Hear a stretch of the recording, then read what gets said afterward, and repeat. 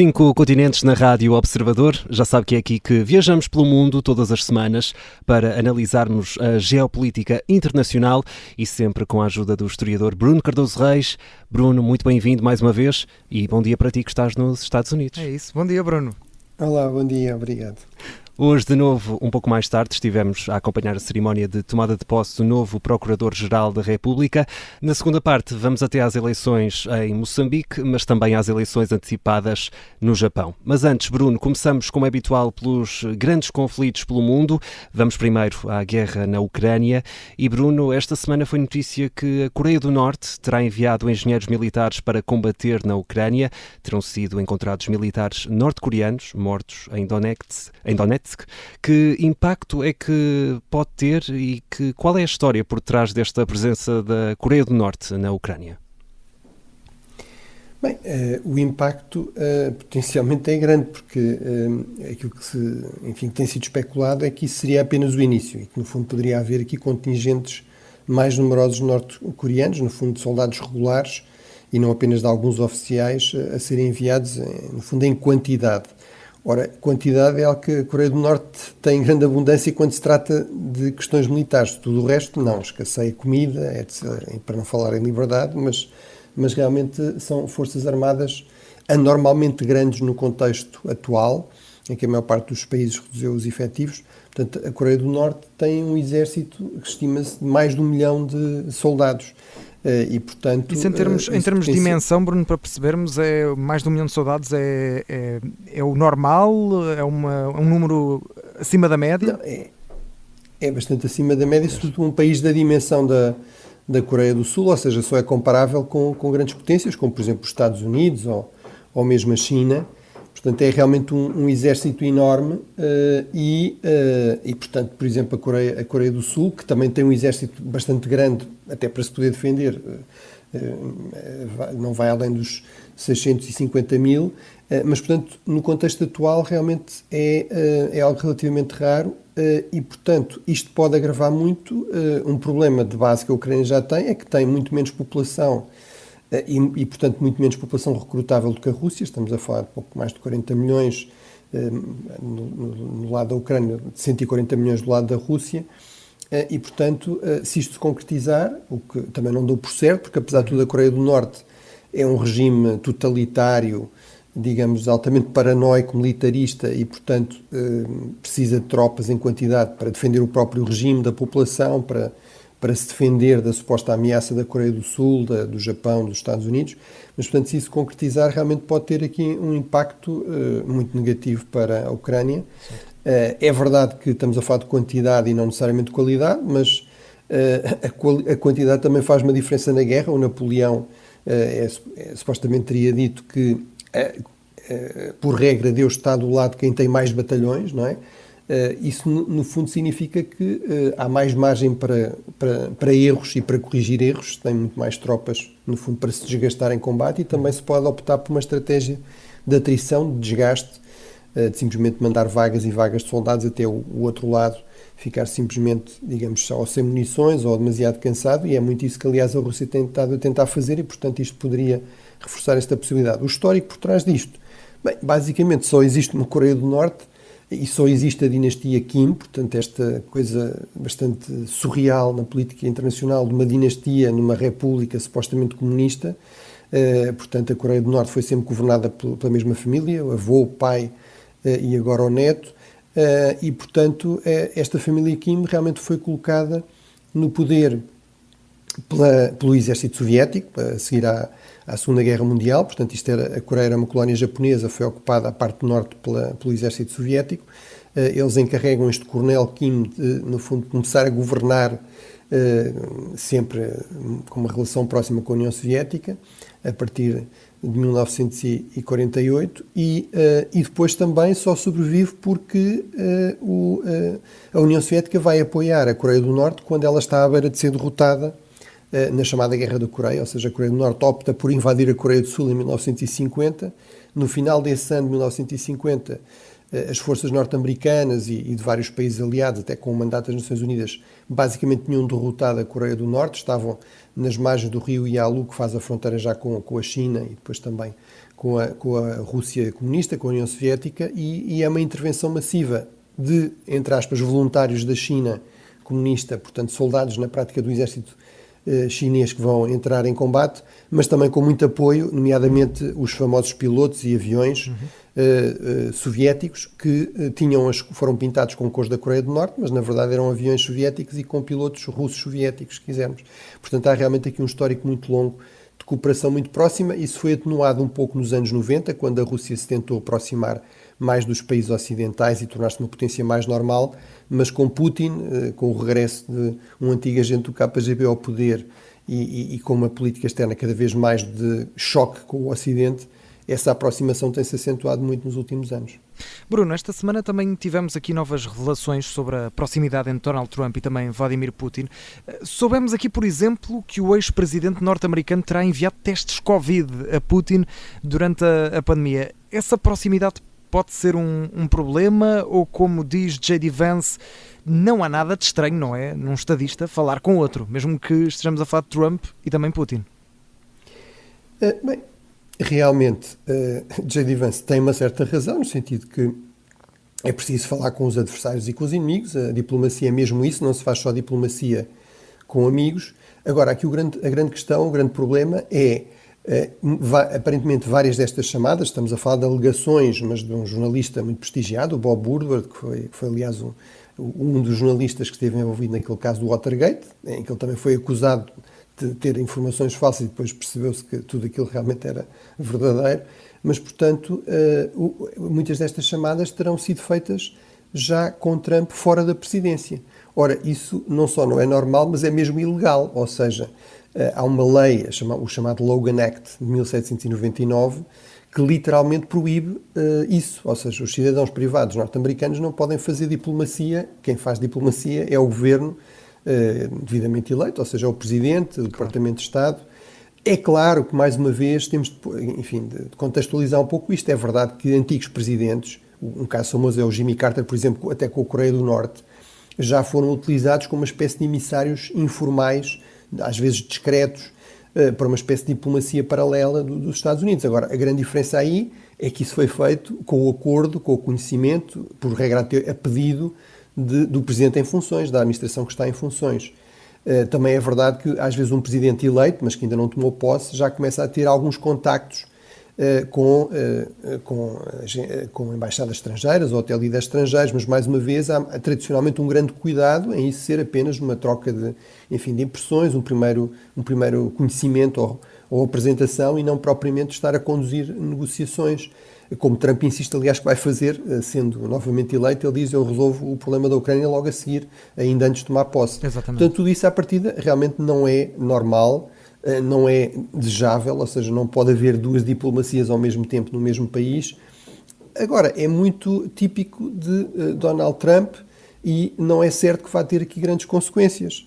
Há uma corrente crescente de trumpistas que aparentemente gostam, publicamente, não tem problemas em dizer que gostam de Putin, aqui de um líder mais autoritário, mais nacionalista, que não gostam da Ucrânia, não gostam de ajudar a Ucrânia, e, portanto, se calhar isto não terá grandes consequências. Para alguns conservadores tem, por exemplo, conservadores como Liz Cheney, como John Bolton, que são realmente conservadores, não são sequer da ala mais esquerda do Partido Republicano, mas que publicamente declararam que uma das principais preocupações que têm com Trump é precisamente esta proximidade suspeita com líderes autoritários, com líderes autocráticos, no fundo pôr de lado uma longa tradição também do Partido Republicano de uma política externa que privilegiava alianças com democracias, com países democráticos, a defesa da liberdade. E para terminar, há poucos dias o ex-primeiro-ministro conservador, mais uma vez, da Austrália, portanto direita, o Malcolm Turnbull, veio dizer que uma das coisas que o perturbava no Donald Trump, nas cimeiras, por exemplo, do G20, era a forma como ele se comportava com o Vladimir Putin como se fosse uma espécie de adolescente que de repente estava ao lado de uma estrela de futebol ou de uma estrela desportiva, e portanto isto mostra que realmente há bastantes conservadores, republicanos, que se preocupam realmente com esta proximidade e não a consideram normal, mas isso está longe de ser a generalidade do Partido Republicano atualmente. E, como eu dizia, há setores que parecem não ter problemas com esta proximidade com Putin, pelo contrário, não só Trump, mas muitos dos seus aliados. Claro. Bruno, vamos agora até à guerra no Médio Oriente, no rescaldo dos ataques do Irão a Israel. Relembro que na semana passada foram disparados cerca de 200 mísseis para Tel Aviv. O ministro da Defesa israelita já avisou que se atacar o Irão vai ser uma resposta letal. A questão é que ainda não houve propriamente uma resposta. O que é que Israel quer e porque é que ainda não atacou rapidamente o Irão? Bem, essa é realmente uma boa questão. O Irão, aliás, ficou claramente convencido de que o ataque estaria iminente. No fim de semana passado, por exemplo, chegou a fechar o seu espaço aéreo, a acabar com os voos civis, mas realmente isso não aconteceu. Eu diria, uma parte da razão, provavelmente, é porque Israel quer, no fundo, criar aqui uma situação de pressão, de incerteza, de guerra psicológica sobre o Irão. Portanto, certamente em todos estes dias, os militares iranianos, os sistemas de vigilância têm estado em alerta máxima. Ora, isso desgasta ao fim de vários dias. Portanto, certamente isso é um fator.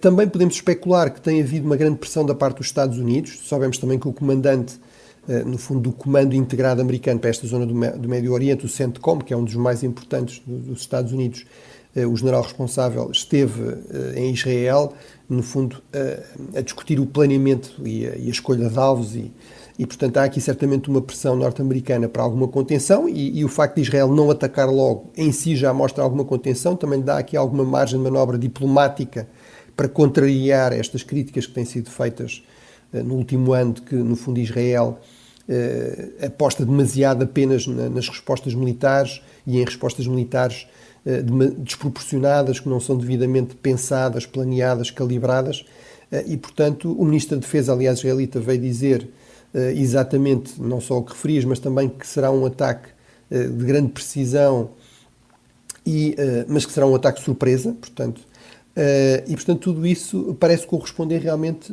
aos objetivos de Israel. Continuamos a não saber exatamente qual será a escala do ataque, se será, por exemplo, o programa nuclear, se serão alvos sobretudo ligados ao regime, a Guarda Revolucionária, alvos militares, até ligados aos ataques a Israel, as bases de onde saem estes mísseis balísticos, os lançadores desses mísseis, os arsenais desses mísseis, ou será uma coisa mais alargada, por exemplo, especula-se que poderia atingir instalações petrolíferas, refinarias, portos de exportação de petróleo, etc.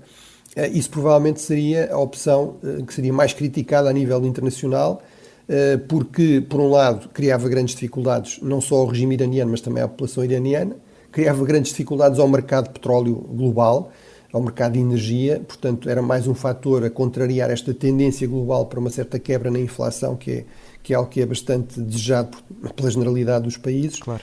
Mas, portanto, para já, Israel tem estado a mostrar aqui alguma contenção, veremos se isso se mantém depois no próprio ataque, mas parece evidente que o ataque acabará por acontecer e todas as declarações dos líderes israelitas vão nesse sentido. Uhum. Bruno, vamos avançar como é habitual nesta primeira parte, vamos pegar nas malas, vamos até bem perto de ti, vamos até aos Estados Unidos da América. Estamos a menos de um mês das eleições presidenciais, a tão pouco tempo dos americanos irem às urnas. Gostava de perguntar, em primeiro lugar, se a campanha tem ajudado qualquer coisa a sabermos mais principalmente sobre a política externa dos dois candidatos. Podemos esperar aqui algumas mudanças nesse sentido? Bem, eu diria que a campanha desse ponto de vista não tem sido excepcionalmente reveladora, embora, exceto neste aspecto que tem sido claro quais são os 2 ou 3 pontos em que, apesar de tudo, há alguma atenção e interesse e também de polarização da população americana, sobretudo a questão da Ucrânia, sobretudo também a questão da China e depois da política comercial, ou seja, como gerir as relações comerciais com o exterior, apostar numa política mais protecionista, mais tarifas, mais impostos alfandegários ou apesar de tudo não, e também a questão das migrações, que obviamente também tem uma dimensão externa. Portanto, esses aspectos têm aparecido um pouco, agora, sem nenhuma surpresa, ou seja, basicamente os candidatos têm tido as posições que seriam expectáveis, E realmente aí os pontos de divergência são bastante evidentes. Eu, apesar de tudo, sublinharia alguns pontos de convergência que não são tão destacados, nem pelos candidatos, nem pelos analistas, por razões que se percebem.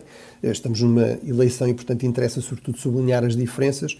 Mas, portanto, há realmente divergências em questões como, por exemplo, o aquecimento global. Há ou não há uma crise climática e deve-se lidar com isso de forma cooperativa, apostar em acordos como o Acordo de Paris. A Kamala Harris diz que sim, obviamente Trump diz que não. A questão da Ucrânia é, obviamente, talvez a mais importante, sobretudo para os países europeus. A Kamala Harris promete continuar a apoiar a luta da Ucrânia pela sua independência, pela sua liberdade, a resistir à agressão russa. Donald Trump quer acabar com a guerra basicamente a qualquer preço e parece não fazer grande distinção entre uma autocracia invasora como a Rússia e uma democracia, embora com problemas, e que quer, no fundo, aproximar-se do Ocidente, como é o caso da Ucrânia.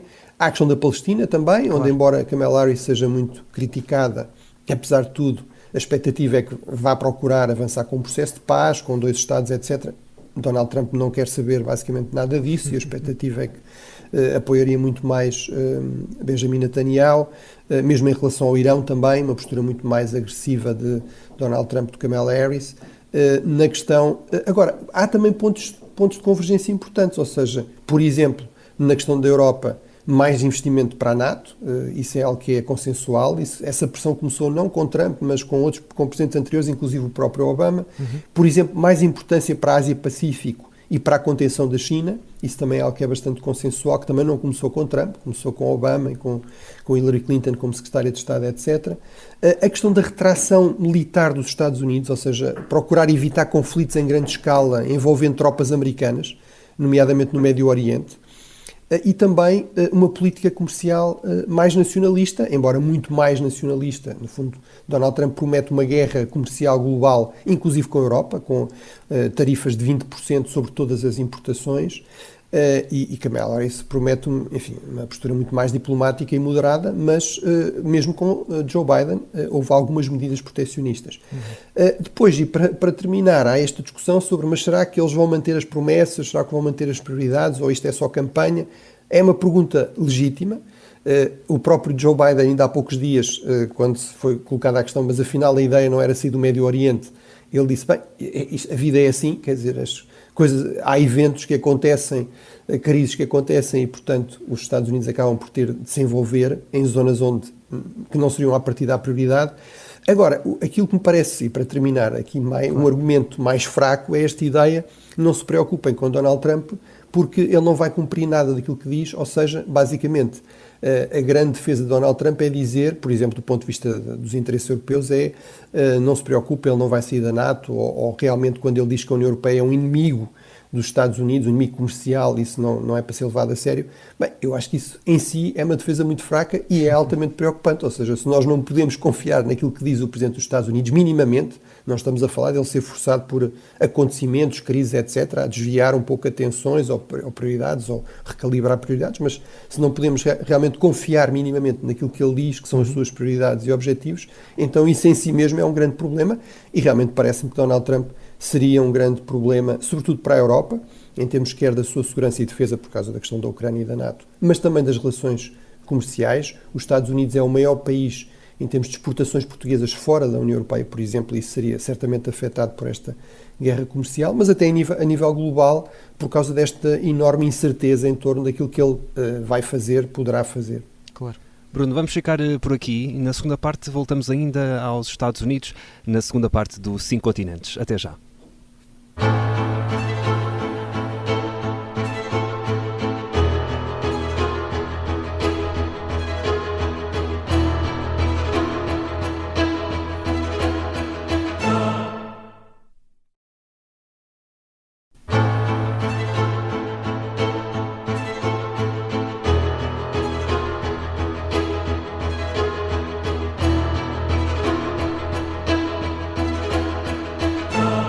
segunda parte do 5 Continentes na Rádio Observador, já sabe, agora sempre com 1 hora de programa para analisar a geopolítica internacional. Hoje estamos novamente a fazer o programa ligeiramente mais tarde, porque estivemos a acompanhar a cerimónia de tomada de posse do novo Procurador-Geral da República, mas estamos por aqui, Bruno, e ficámos aqui com uma questão pendente ainda da primeira parte, André Maia. É exatamente sobre os Estados Unidos da América, estávamos a falar das eleições norte-americanas e entretanto tivemos mais um apoio a Kamala Harris e que surgiu de um lado inesperado. Vamos ouvir. Eu nunca votei no Partido Democrata, mas este ano eu vou dar o meu voto com muito orgulho à vice-presidente Kamala Harris. Como conservadora, como patriota, como mãe, como alguém que venera a Constituição, é com muita honra que me junto a esta causa urgente. Ouvimos aqui a voz da republicana Liz Cheney a apelar ao voto em Kamala Harris. É um apelo potencialmente relevante, Bruno, porque também é feito em Ripton, é o berço do Partido Republicano. Afinal, ela foi o número 3 do partido no Congresso, tem sido muito crítica de Donald Trump. Este tipo de apoio a outro partido, ao partido adversário, vamos assim dizer, é raro, pergunto, e também se pode ter algum impacto num país que está cada vez mais polarizado.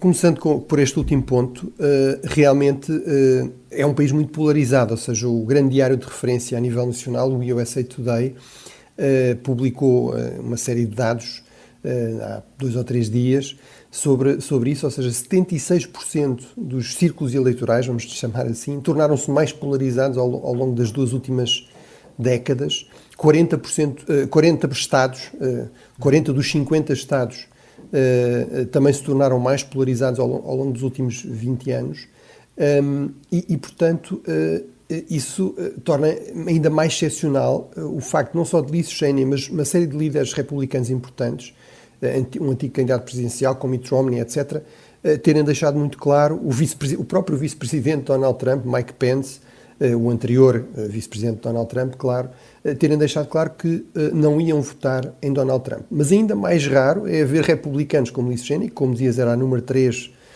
do partido no Congresso, filha do antigo vice-presidente, o Dick Cheney, que era vista como uma das estrelas em ascensão no partido, com um futuro brilhante, realmente não só dizer que não vai votar no candidato republicano, mas apelar publicamente, e dizer publicamente, e apelar publicamente a que se vote no candidato do Partido Democrático.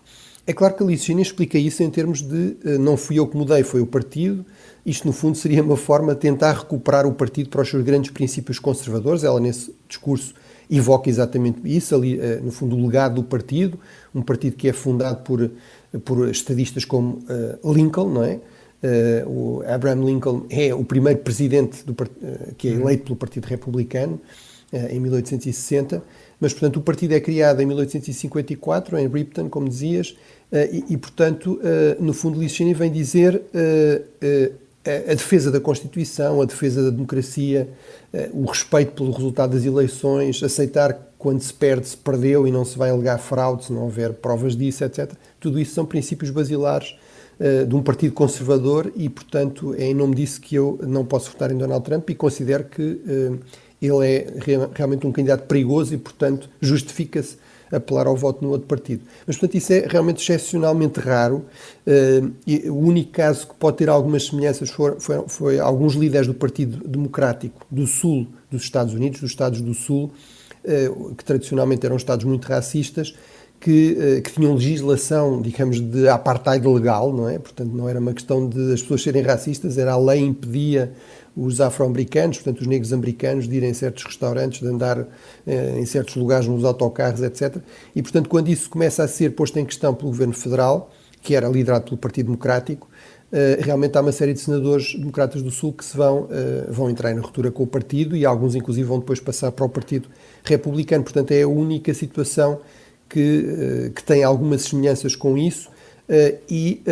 Porque realmente a regra nos Estados Unidos é num sistema em que winner takes all, não é? Portanto, não há votação com distribuição de mandatos proporcional à percentagem dos votos, como existe na generalidade dos países europeus e em Portugal. Portanto, quem vence o partido que vence um círculo eleitoral fica com aquele lugar no Parlamento ou evidentemente ganha a eleição presidencial, etc. E, portanto, aí realmente há um grande incentivo para uma grande disciplina partidária. E, portanto, isto é realmente excepcional. Agora, se terá impacto nos eleitores, Veremos, porque realmente as indicações que temos é que grande parte dos eleitores do Partido Republicano, mais de 80%, continuam a apoiar Donald Trump, alguns devotamente, portanto são no fundo ali o seu núcleo duro de fiéis, mas outros estrategicamente, apesar de tudo, consideram que para haver políticas mais à direita, de redução de impostos, juízos mais conservadores, etc., é fundamental ter alguém, digamos, do Partido Republicano, mesmo que não gostem de certos aspectos da postura de Trump. Portanto, vamos ver o que é que prevalece aqui, se é a disciplina partidária, se é este apelo, digamos, a princípios mais amplos, conservadores e até de lealdade à Constituição e à democracia. Bruno, dos Estados Unidos para a Europa, vamos até ao Parlamento Europeu. Viktor Orbán foi fazer o balanço intercalar da presidência europeia da Hungria, um balanço que também mereceu reação de Ursula von der Leyen. O que é que destacas nas duas declarações?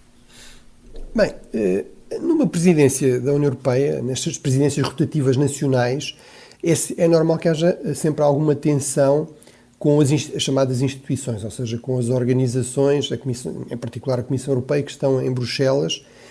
Eu, por exemplo, tive alguma experiência na anterior presidência europeia da União Europeia e nem todas as ideias, por exemplo, eram automaticamente bem recebidas.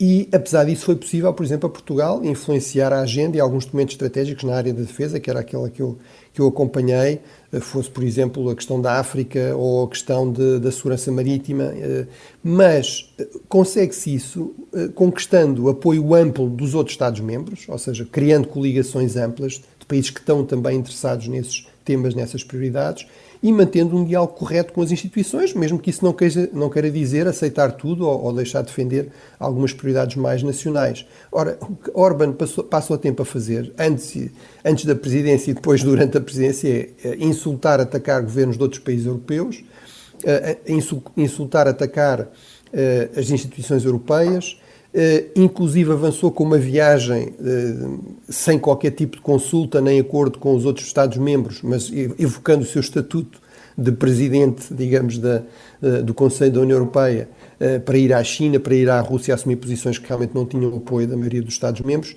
E, portanto, isso levou a uma enorme reação, não só de Bruxelas, da burocracia de Bruxelas, mas das tais nações, dos tais Estados nacionais, dos tais governos nacionais de que o Orbán fala tanto e que diz que gosta tanto e que deviam ter um papel dominante na União Europeia. É ele que aparentemente não percebe que ser Presidente da União Europeia não é ser Presidente da Hungria, claro, ou ser Primeiro-Ministro da Hungria ou de Portugal. Não, portanto, é algo que exige, lá está, criar consensos amplos, etc. E, portanto, acho que foi muito nesse sentido que foi o discurso também da Presidente da Comissão, mas que foi particularmente brilhante, diria eu, e terminava com esse aspecto, e convido os ouvintes a ouvir, quando falou da questão da posição em relação à Ucrânia, que é talvez das posições mais controversas da Hungria, de Orbán. Ou seja, Ursula von der Leyen perguntou, mas como é que é possível acusar o país invadido, culpar o país invadido e agredido pela invasão e não o país invasor? Como é que é possível achar que a culpa disto é a vontade de liberdade e democracia dos ucranianos e de se aproximar dos países ocidentais e não, digamos, aqui as ambições imperialistas, o desejo de poder total por parte de Putin? E terminou perguntando se essas pessoas também achavam que a culpa da invasão soviética da Hungria em 1956 era dos húngaros quererem serem livres. E depois passou daí para a República Checa, etc. Mas realmente acho que isso é uma pergunta central para os muitos putinistas que existem pela Europa realmente poderem responder e, portanto, parece-me que sobretudo isto remete para uma questão central nos tempos atuais, que é nós percebemos ou não que estamos num mundo que infelizmente está longe de ser um mundo de democracias livres e de países livres, temos muitas autocracias cada vez mais fortes, mais ricas e mais armadas, inclusive com as tais muito faladas ogivas nucleares. E para fazer face a isso, as democracias têm de se manter coesas, unidas, solidárias, têm de se manter fortes, inclusive em termos militares, porque isso é a única forma de evitar uma escalada para uma terceira guerra mundial, porque estas autocracias também não são suicidas, e evitar outra coisa que é, no fundo, a rendição, a submissão das democracias a estes regimes autocráticos altamente agressivos, e foi exatamente esse o ponto central do discurso de Ursula von der Leyen. Bruno, viajamos agora até à Ásia, falamos aqui e falámos bem recentemente do novo primeiro-ministro japonês e de repente vamos ter novas eleições no país, não é? Foram antecipadas. Quais é que são aqui os grandes desafios do Japão para este novo ato eleitoral? Bem, estão eleições marcadas já para o final do mês de outubro, para 27 de outubro. Isso era muito importante para o novo primeiro-ministro, no fundo, provar que é realmente popular. Ele, à partida, é bastante mais popular que o seu partido, portanto vamos ver se isso depois se confirma nas urnas. Ele não é assim tão popular no interior do partido, portanto é visto um pouco como uma figura crítica do aparelho, etc. E, portanto, precisava deste... Portanto, esse é o primeiro ponto. Porque é que temos eleições e qual é a grande prioridade? Bem, a prioridade é do novo primeiro-ministro mostrar que tem aqui peso político próprio, autoridade política, legitimidade política, para poder avançar, inclusive, com algumas reformas que são vistas como muito importantes para dinamizar mais o país, reduzir problemas de corrupção, de excesso de burocracia, etc. O Japão, em certo sentido, pode ser um pouco o futuro da Europa e até do resto do mundo, ou seja, é um país extremamente envelhecido. Isso tem levado não a um empobrecimento, mas a uma tendência muito forte de estagnação, até porque o Japão também tem enormes restrições à imigração. Isso tem evitado, por exemplo, o crescimento de populismos identitários, mas também tem acentuado estes problemas de falta de dinamismo, de rigidez no mercado de trabalho, etc. Portanto, essas seriam grandes prioridades, e depois há internas e depois há as prioridades externas, que têm a ver com lidar, por exemplo, com uma potencial nova presidência de Trump, com tudo o que isso tem também de desafios, e lidar, por exemplo, com a questão crucial para todos estes países desta região, que é a ascensão da China, uma China muito mais agressiva, com disputas territoriais, sobretudo marítimas, com praticamente todos estes Estados, inclusive com o Japão, e, portanto, essa política, no fundo, também regional, de contenção da China, de conquista de aliados na região, numa região onde o Japão tem uma história também de imperialismo, que às vezes lhe cria problemas ainda, por exemplo, com a Coreia do Sul. Tudo isso também são claramente grandes prioridades. Entretanto, Bruno, o novo primeiro-ministro Shigeru Ishiba foi à sua primeira cimeira internacional da Associação de Nações do Sudoeste Asiático, no Laos. Qual é a importância desta cimeira, ou qual foi, neste caso, a importância desta cimeira? Bem, a ASEAN, esta Associação dos Países do Sudeste Asiático, reúne 10 países desta região e, em breve, em princípio, também Timor-Leste será um novo Estado-membro, tendo um dos seus membros também suspenso, o Myanmar, Birmânia, que falámos aqui na semana passada. Mas, portanto, é realmente crucial para esta região do mundo, em termos, quer de ser um enorme mercado, portanto, é o mercado económico mais integrado da região, embora não ao nível da União Europeia, mas é o mais integrado que existe. Basta olharem para o mapa, países como a Indonésia, as Filipinas, Singapura, etc., estão ali mesmo, controlam no fundo as grandes vias de circulação marítima entre o Extremo Oriente, entre a China, o Japão, a Coreia, e depois a Índia, o Oceano Índico e o resto do mundo. Portanto, são realmente estrategicamente muito importantes, e não é por acaso que nesta cimeira estiveram o Primeiro-Ministro da China e o Presidente da Coreia do Sul e também o Primeiro-Ministro do Japão. Os grandes temas em debate tiveram a ver com a questão da Birmânia e Myanmar. Já falámos disso aqui na semana passada, portanto não vou estar a insistir nesses pontos. Portanto, é um país que está destabilizado, em guerra civil, etc., cria problemas para os vizinhos, como sempre acontece quando é assim. Também a questão das disputas territoriais no Mar do Sul da China, e depois as questões económicas de gestão da interdependência entre estes países e vários destes grandes atores da região, em particular a China. Nesta cimeira não houve grandes mudanças a esse nível, mas foi interessante, em todo caso, notar que os comunicados que foram coordenados pela presidência, que foi assumida pelo Laos, que é, a par do Camboja, o país da ASEAN talvez mais próximo da China, mais fraco, mais pobre e também mais dependente da China, foi um comunicado muito mais leve, com menos referências críticas, por exemplo, aos conflitos no Mar do Sul da China do que no ano passado, quando foi a Indonésia a presidir. Também a mesma coisa em relação à junta militar birmanesa. O Laos, o Vietnã, o Camboja não são também propriamente democracias exemplares, mas foi muito interessante, por exemplo, que nas relações com a China, nos encontros com a China, falou sobretudo de economia e de acesso ao mercado chinês, que é uma preocupação não só dos países ocidentais, mas da generalidade dos países, acesso em condições iguais, justas, etc. No caso do Japão, por exemplo, falou-se também de cooperação ao nível da segurança marítima. Portanto, há, sobretudo para uma série de países como o Vietnã, as Filipinas, etc., que têm conflitos marítimos com a China, há aqui uma parceria cada vez mais importante com o Japão. Mas isto, sobretudo, ilustra também os equilíbrios complicados em que esta região tem estado a viver e provavelmente continuará a viver. O que é muito claro é que estes países não querem ser forçados a optar por alinhar, digamos, cegamente, ou com a China, como a China gostaria, ou também mesmo com os Estados Unidos e os seus aliados. Certo. Bruno, vamos avançar e vamos pegar nas malas até África. Era também isso que ia fazer Joe Biden, pelo menos tinha marcado uma viagem até ao continente africano, com passagem inclusivamente, por exemplo, por Angola. Foi cancelada por causa do furacão Milton. Este cancelamento foi bem aceito pelos países africanos, Bruno? É um cancelamento compreensível, podemos dizer?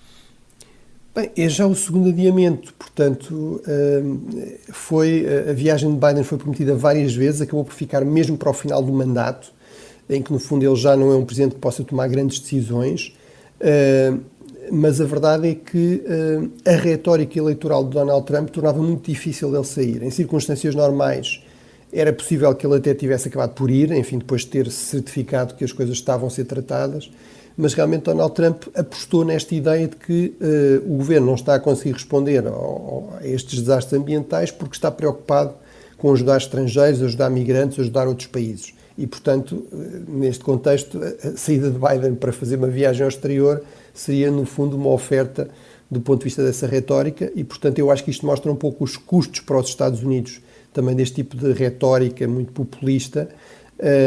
E em termos de países africanos, enfim, eu diria, por um lado, a verdade é que Joe Biden também ia visitar a Alemanha e, portanto, o cancelamento não foi apenas da viagem à África, foi da viagem toda e, portanto, se calhar isso ajudará a tornar a coisa um pouco mais compreensível, mas acho que provavelmente também alimentará, em alguns casos, comentários no sentido de dizer isto confirma que a África não é a principal prioridade, está longe de ser a principal prioridade para o presidente dos Estados Unidos. Bruno, temos apenas mais 2 minutos e continuamos em África. Voltamos aqui a um tema pelo qual já passámos, as eleições em Moçambique.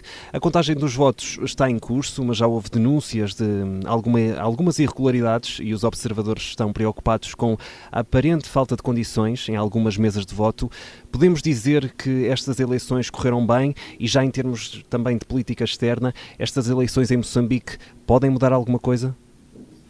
Bem, muito brevemente, porque vamos voltar certamente ao tema, nomeadamente quando tivermos os resultados certificados, no fundo a certeza de quem será o vencedor. Eu diria, as eleições correram relativamente bem, houve alguns casos, sobretudo uma manifestação num bairro de Maputo, onde uma mesa de voto foi fechada, ainda havia gente a querer votar, etc. Mas, do modo geral, terá corrido bem. A questão agora é, sobretudo, do apuramento, do escrutínio e, sobretudo, e também de um candidato, Venâncio Mondlane, que já falámos aqui, um candidato mais populista, que já se declarou vencedor, diz que tem um escrutínio paralelo. Há muita desconfiança realmente entre a população de que o escrutínio controlado, no fundo, pelo Estado, que é controlado desde a independência pela Frelimo, portanto, por um dos partidos, que se calhar não é exatamente 100% honesto, e, portanto, ele, no fundo, está a usar isso para dizer fui eu que venci. E sou eu o presidente, não é? O presidente legítimo. E, portanto, isso realmente cria aqui o temor de que haja violência, de que haja manifestações violentas, protestos violentos, como já aconteceram noutros países africanos. Veremos se isso acontece, esperemos que não aconteça. Seja quem for o novo presidente, e apesar de tudo eu continuo a considerar que provavelmente será o candidato a Frelimo, Daniel Chiao. Realmente a questão é, mesmo com o novo presidente, a margem de manobra para Moçambique mudar radicalmente a sua política externa, em termos de grandes parceiros regionais ou até globais, não é muito grande, até porque o país já aposta muito numa política de diversificação de relações, num certo equilibrismo. Portanto, veremos, mas sobretudo teremos de continuar a acompanhar como é que decorre o escrutínio e a contestação ou não do resultado. Bruno, muito rapidamente, vamos como habitual, à recomendação desta semana. Fechamos sempre os 5 continentes com uma recomendação tua. Hoje vamos às séries. O que é que vamos escolher, neste caso, uma série da Netflix, não é? Sobre Donald Trump? Sim, uma série em 4 episódios, para quem não estiver já cansado de Donald Trump, mas podem escolher os episódios que interessarem mais, mas realmente 4 episódios que acompanham a sua vida desde o início. Eu acho que realmente é uma série muito bem feita, com imensos testemunhos, com muitas declarações de Donald Trump, bastante antigas inclusive, e eu acho que ajudam bastante bem a perceber, ou se calhar a recordar quem é que é Donald Trump, no fundo um empresário do imobiliário de Manhattan, que é, como dizia um amigo aqui americano, um nova-iorquino, são empresários que estão habituados a passar a vida em tribunal, não é? Portanto, nunca passaram um dia da sua vida sem estar em conflito judicial, portanto, um estilo também de política muito, muito litigioso, vamos dizer assim, e depois também a dimensão de como é que ele começa a preparar e como é que acaba por avançar com a candidatura para a Casa Branca. Portanto, Trump, um sonho americano, é o título da série da Netflix que eu recomendo. E hoje, sendo sábado, ainda há tempo durante o fim de semana para pôr esta série em dia. Exatamente, perfeito. Fazer um bocadinho de binge-watching. Isso mesmo. Bruno Cardoso Reis, muito obrigado. Voltamos no próximo sábado e já sabe, pode enviar as suas perguntas sobre história ou geopolítica internacional para o Bruno através do e-mail ouvinte@observador.pt. Bruno, obrigado mais uma vez e até à semana. Bom até à próxima semana. Obrigado. Assim até para a semana, Bruno. Um abraço.